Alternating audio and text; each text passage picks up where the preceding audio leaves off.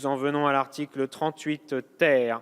J'ai plusieurs inscrits et la parole est à Monsieur Patrick Devedjian pour 2 minutes.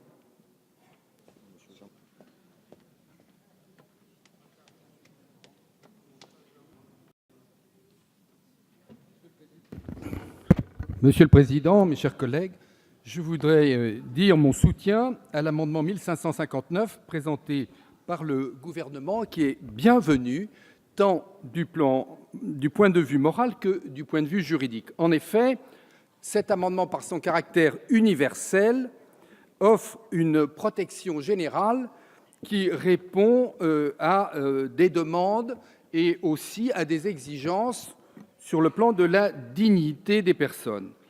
Et je ne cacherai pas, évidemment, qu'il concerne aussi la loi qui avait été votée par le Parlement, qui pénalisait la négation du génocide arménien et qui a été annulée par le Conseil constitutionnel. Cet amendement a le grand avantage de dépasser les considérants qui avaient été exprimés par le Conseil constitutionnel et par conséquent de permettre, dans un cadre général, dans un cadre universel, de permettre aussi, pas seulement, mais aussi la pénalisation de la négation du génocide arménien.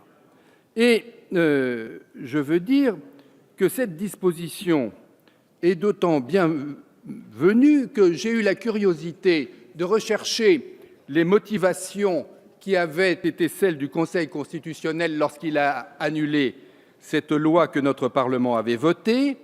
Et M.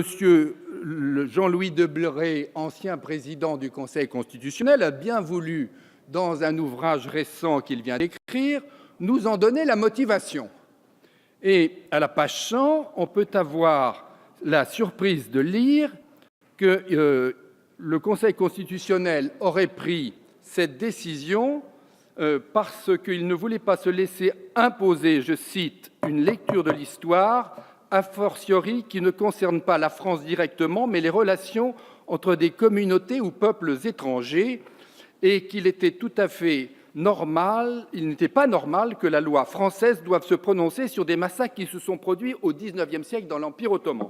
Donc, je pense que les considérants du Conseil constitutionnel ont été surpris par la méconnaissance du sujet. Le génocide arménien a eu lieu à partir de 1915, c'est-à-dire pendant la Première Guerre mondiale, à l'encontre de la population arménienne parce qu'elle était réputée alliée de la France au moment où la France était en guerre contre la Turquie, et non pas au XIXe siècle. Elle ne concerne pas seulement des communautés étrangères.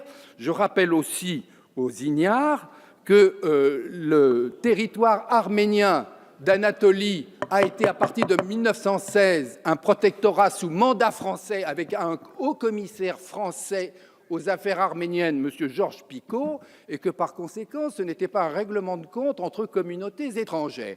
Donc, comme le Conseil constitutionnel a été surpris, eh bien, le gouvernement nous offre aujourd'hui la possibilité de rétablir les choses. J'ajouterai, et je le dis pour mes collègues qui sont ici, que nous avons aussi le moyen de répondre à l'opinion que le président du Conseil constitutionnel se faisait des parlementaires, puisqu'il dit de toute façon, cette réflexion n'était pas celle des parlementaires qui ont volé cette loi que nous annulons.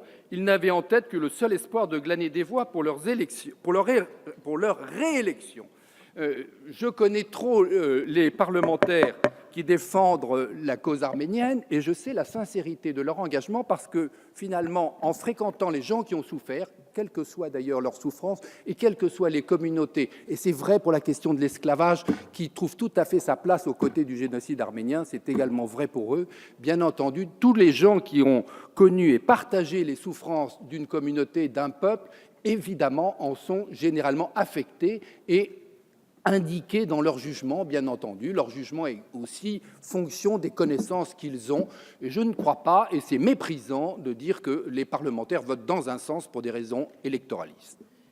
Merci, Monsieur Devedjian.